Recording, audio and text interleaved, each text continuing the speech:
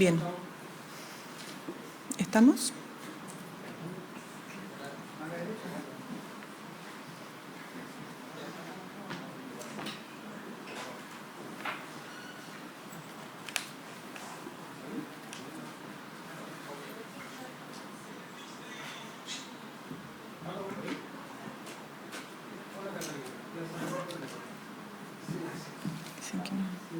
¿Estamos? Bien, muy buenos días a todos y a todas. Como habrán podido ver, quisimos adelantar este punto de prensa las declaraciones de nuestro subsecretario del Interior, Manuel Monsalve, para poder referirse ante la opinión pública, la ciudadanía, sobre los graves hechos que presenciamos durante la mañana en el Aeropuerto Nacional e Internacional.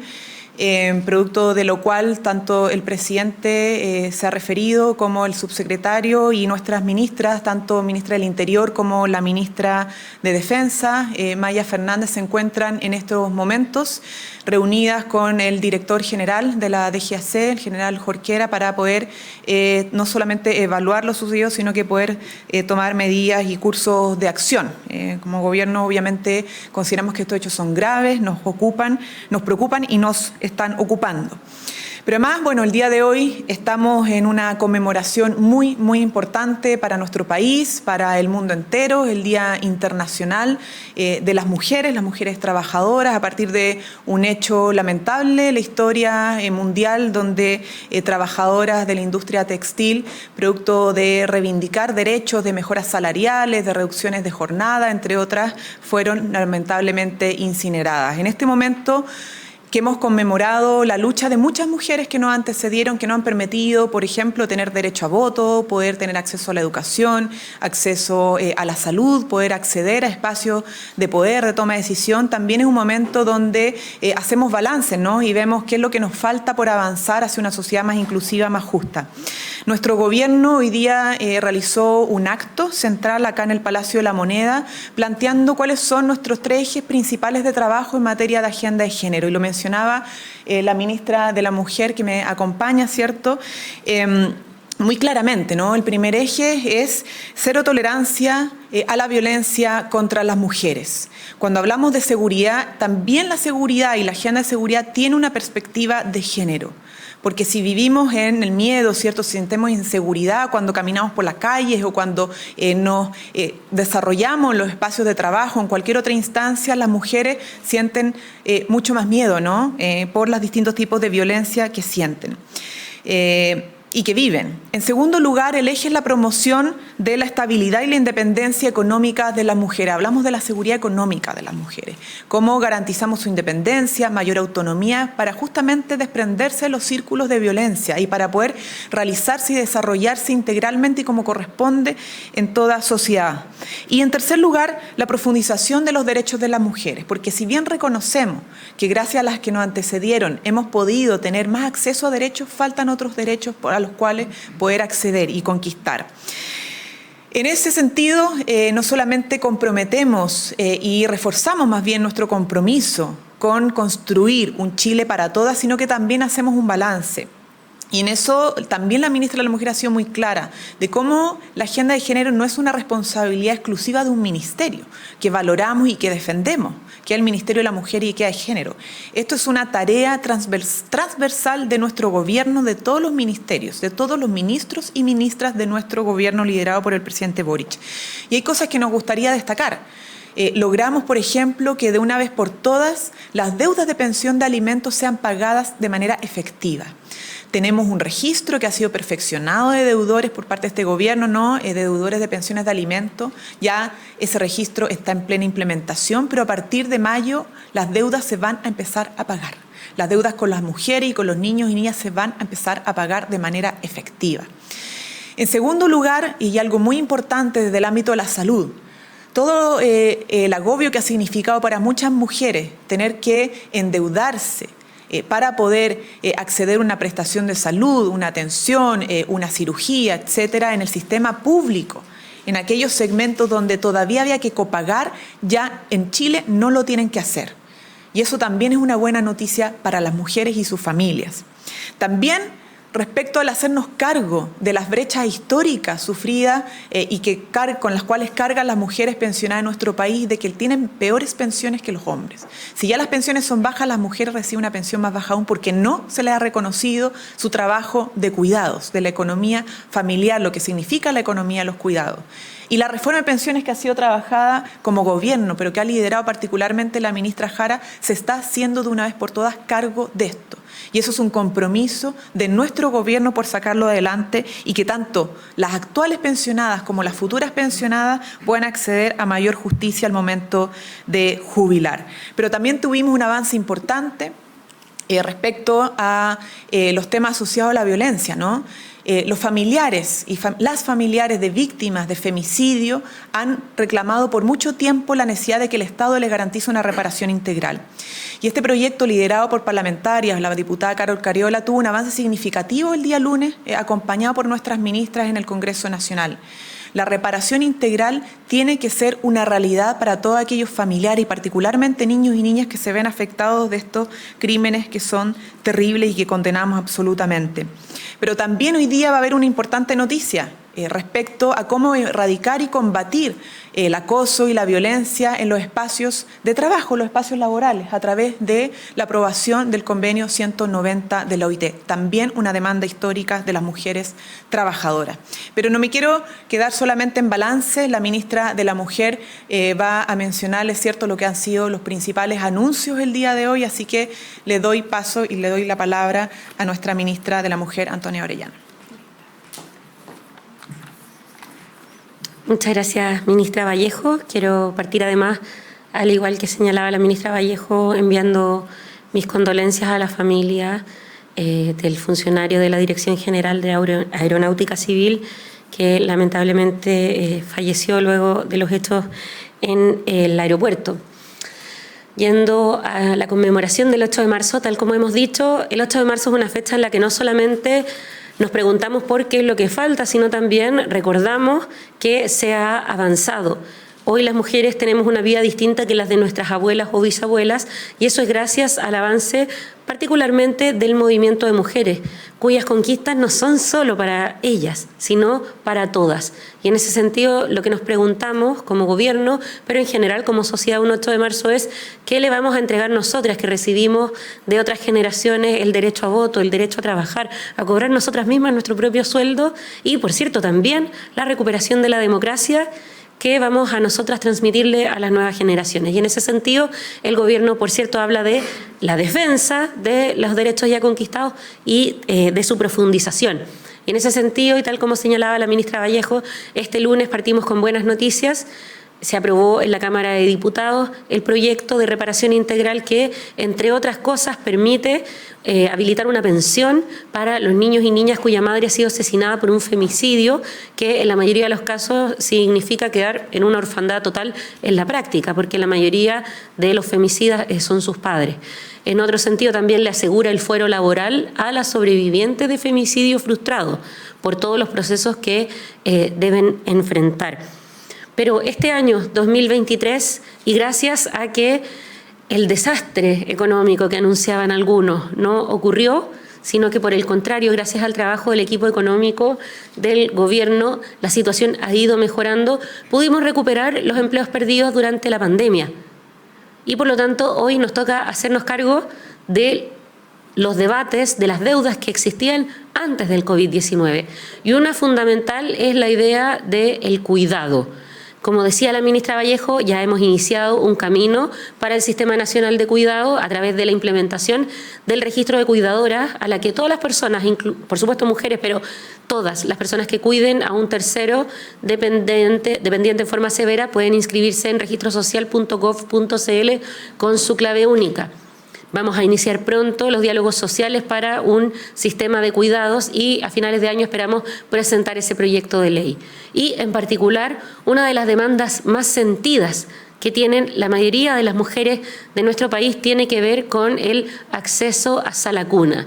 Injustamente y por décadas, las mujeres hemos cargado con el costo que significa la sala cuna en nuestros niveles de contratación y en nuestros salarios. La evidencia internacional muestra que una de las formas más eficaces para erradicar la brecha salarial es teniendo políticas de sala cuna. Y por eso, para alcanzar la autonomía económica de las mujeres, es que hoy día el presidente Gabriel Boric, gracias a un trabajo que hemos hecho en conjunto con muchos ministerios, pero en particular con el Ministerio del Trabajo, puedo anunciar que vamos a enviar durante el transcurso de este año un proyecto de ley que modifique el artículo 203 del Código del Trabajo y que, en grueso, permita dos cosas. Primero, eliminar el tope de trabajadoras número 20, ¿cierto?, para que las empresas de todos los tamaños tengan la obligación de proveer la sala cuna. Y, en segundo lugar, dejar de cargar ese costo solamente en las mujeres. A partir de nuestra propuesta de proyecto de ley, el derecho a sala cuna se comparte entre padres y madres en corresponsabilidad. Para dar más detalles de eso, luego hablará la ministra Janet Jara. Pero en el marco de la transversalización del enfoque de género y de nuestro sello, que pueden haber visto ahí en el escenario, Chile para Todas, que significa que, en concreto, cada una de las medidas que estamos teniendo para completar con enfoque de género la gestión de gobierno significa un beneficio concreto para las mujeres. Tenemos otras medidas que han sido trabajadas transversalmente por los ministerios. Una de ellas, los anticonceptivos a precio justo. ¿Por qué? Porque los anticonceptivos, en particular los orales, son el método más usado por las mujeres del país y son también un gasto de bolsillo importante. En el marco de la ley de la Central Nacional de Abastecimiento, el Ministerio de Salud va a incorporar un listado de 27 anticonceptivos que concentran el total del 60% del consumo de las mujeres en Chile. Estos anticonceptivos corresponden a, en una mayoría, los administrados por vía oral, pero también algunos que son dispositivos intrauterinos, parches y otros.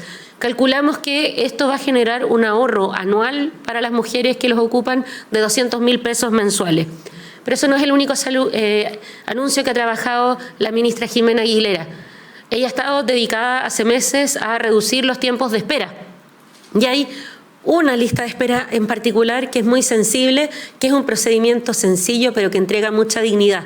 Así como en algún momento se trabajó con la sonrisa de mujer, nosotras queremos también que las mujeres puedan reír tranquilas. Y es por eso que la ministra Aguilera ha anunciado un esfuerzo especial en el proceso de resolución de tiempos de espera para resolver el 100% de las cirugías de incontinencia urinaria que llevan más de 2 años de espera. Es una medida tan chiquitita, pero para las que conozcan cómo impacta esto en el día a día de las mujeres que sufren de incontinencia, de mucha dignidad. Asimismo, el Ministerio del Interior, dentro de la Agenda de Seguridad que ustedes saben, ha estado trabajando con distintos sectores, va a incorporar la Ley Integral de Violencia contra las Mujeres, lo que nosotras sabemos va a potenciar su tramitación. Y, por supuesto, hay iniciativas que son financiadas por el Fondo de Transversalización del Enfoque de Género. Voy a detallarles algunas porque el detalle lo pueden encontrar, por cierto, en nuestras redes.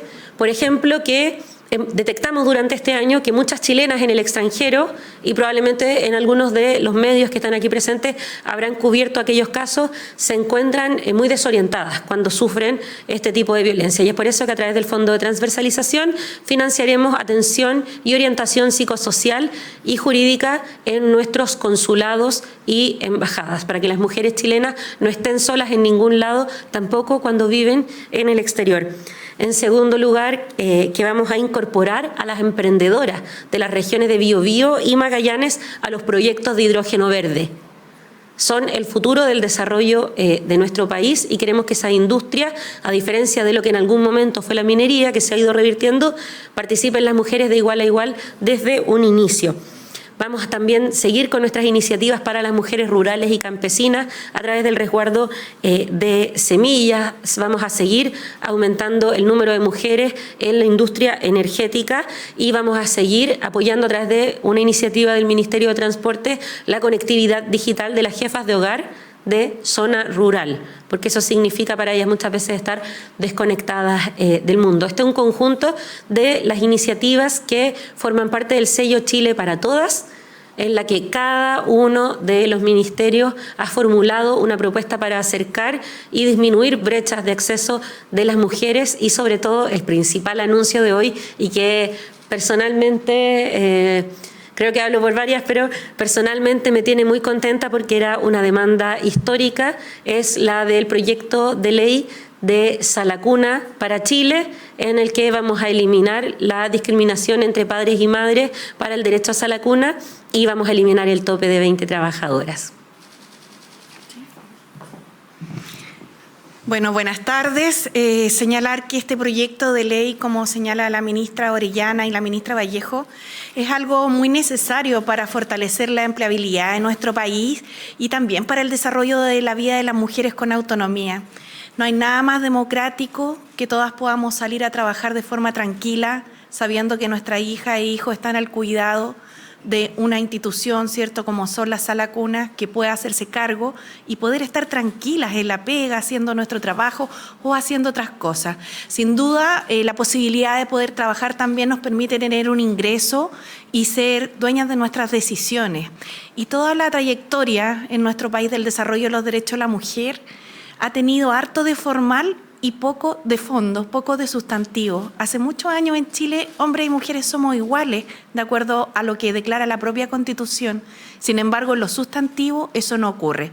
Por eso el presidente nos ha encomendado trabajar el proyecto de ley y lo vamos a hacer con las organizaciones de empleadores y con las organizaciones también de las trabajadoras, ¿cierto?, que se dedican a precisamente el rubro de la educación inicial. Queremos que exista mucha tranquilidad en torno a la elaboración de este proyecto porque se van a escuchar todas las voces y todas las actorías necesarias. Nosotros tenemos una propuesta original que recoge parte de la experiencia de proyectos anteriores que se han presentado, por cierto, además con innovaciones. Esto no se trata siempre de descubrir la rueda, sino que de dar soluciones que sean eficientes y viables para efectos de que esto pueda salir pronto y fortalecer el trabajo femenino. Les quisiera contar que el proyecto lo que busca, como señalaba la ministra Orellana, es que las trabajadoras de empresas de cualquier tamaño, no solo las que hoy día tienen más de 20 trabajadoras, puedan también tener acceso o derecho a la Sala Cuna. ¿Por qué? Porque hoy día ocurre en algunos lugares que no se contrata hasta la trabajadora número 19 para que la empresa no tenga la obligación desde la número 20 en adelante a efectos de tener que pagar Sala Cuna. O por otro lado, se encarece la empleabilidad de las mujeres porque son efectivamente las únicas que acceden a este derecho. ¿Cómo lo vamos a hacer? Como se hacen los temas que le importan al país, los temas de seguridad social, donde todos y todas aportamos para tareas tan relevantes de bien común como son los cuidados de la primera infancia. Lo vamos a financiar en base a un sistema mixto, donde los empleadores de las empresas de todos los tamaños se pongan con una parte y el Estado, a través de impuestos que pagamos todas y todos los chilenos, se ponga con la otra. Este modelo lo vamos a conversar en detalle, como señalaba, con las organizaciones de empleadores, con las trabajadoras también, con las organizaciones además de madres, y vamos a llevarlo al Parlamento, porque queremos que se convierta en ley y constituya efectivamente el apalancamiento que necesitamos para que muchas puedan volver al trabajo y muchas otras integrarse por primera vez. Gracias. Hola, ministras. Buenos días. Buenos días. Esta pregunta para la ministra Orellana, por favor. Ministra, usted ha expresado la necesidad de avanzar en modificaciones a la actual ley de despenalización de aborto en 3 causales. Quería preguntarle qué impedimentos ve el gobierno hoy día para no presentar la iniciativa al Congreso y también si existe todavía el compromiso del Ejecutivo para hacerlo antes de que termine esta administración. Tal como hemos señalado, las prioridades este año para el Gobierno y para el Ministerio de la Mujer y Equidad de Género son, primero, la Ley Integral en contra de la violencia hacia las mujeres. En segundo lugar, trabajar en equipo junto a la ministra Jara para presentar y lograr aprobar el proyecto de Sala Cuna para Chile y hacia finales de año presentar el proyecto de ley que cree el sistema de cuidados. No está en la programación de este año presentar ese proyecto de ley. ¿Pero sí lo van a hacer antes de que termine el gobierno? Ya respondí. Es que el tema de los plazos es importante porque si termina el gobierno y no lo presentan, se estaría incumpliendo un compromiso de campaña. Por eso le pregunto si puede precisar el tema de la fecha. y de si se va a ingresar o no el proyecto, más allá de que no esté en las prioridades del 2023. Sí, obviamente nosotros tenemos un programa de gobierno y cada anuncio lo hacemos en las fechas correspondientes. Ahora para el 2023, como lo decía la ministra de la Mujer, tenemos prioridades legislativas y vamos a cumplir con esa hoja de ruta de prioridades legislativas en línea con el programa. Y todo lo que tiene que ver más con los derechos sexuales y reproductivos siempre hay que antecederlos a un diálogo, porque todas estas cosas se hacen con las mujeres, porque son pensadas para las mujeres y por lo tanto se construyen con las mujeres. En esa línea va a seguir trabajando nuestro gobierno para ir cumpliendo con sus compromisos programáticos. La siguiente pregunta. Sí, ministra, ¿cómo está? Muy buenos días. Bueno, le quiero llevar a un tema similar, pero que ocurrió ayer en la sala del Congreso de la Cámara, en donde el diputado de la carrera dijo que no cree que el hemiciclo sea el lugar adecuado para traer a nuestros niños, pero sí cree que deberíamos tener un espacio para poder traerlos. En ese sentido, y dirigía a usted la pregunta, porque también fue parlamentaria, tuvo que compartir también el rol de madre y también de parlamentaria. ¿Tiene razón? ¿Cómo son tomadas estas palabras? Y también tiene razón el parlamentario en que quizás el Congreso debiera tener infraestructuras para poder llevar a los niños, y también relacionado con el Día de la Mujer por los anuncios de la sala cuna, obviamente. ¿Qué diputado señaló eso?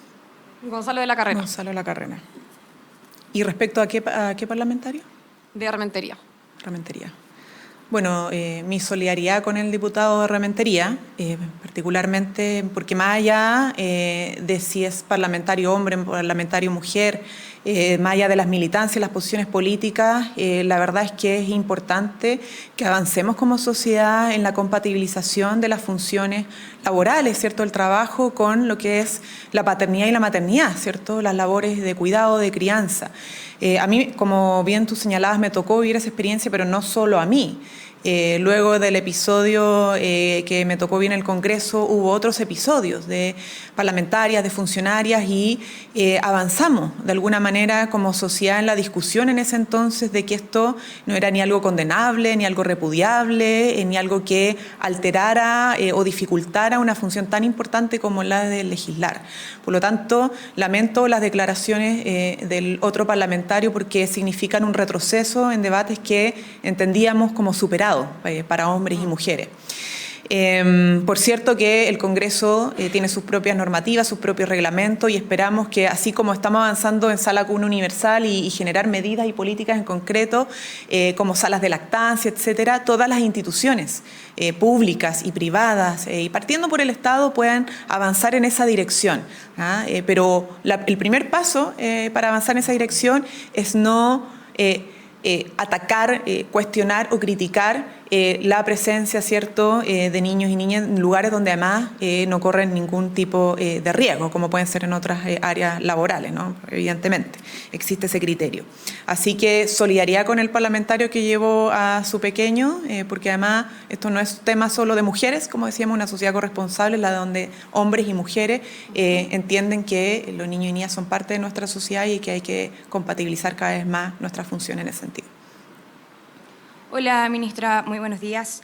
Consultarle con respecto a la discusión que tuvo el ministro de Educación, Marco Antonio Ávila, con una diputada en una situación donde estaban discutiendo temas de educación, la diputada Viviana Delgado, donde se señaló que tuvieron un cierto altercado. La diputada dijo que, de cierta forma, el ministro le faltó el respeto.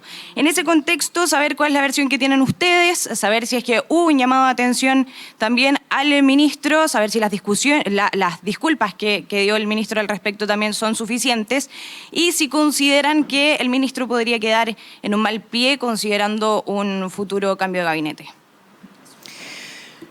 Mira, evidentemente el ministro se refirió pidiendo las disculpas correspondientes el día de ayer por ese intercambio, como lo señalaba, acalorado, porque no es ni será nunca parte del comportamiento que nosotros esperamos de ningún ministro o ministra de Estado al relacionarse con otros parlamentarios, y lo asumió como tal, ¿no?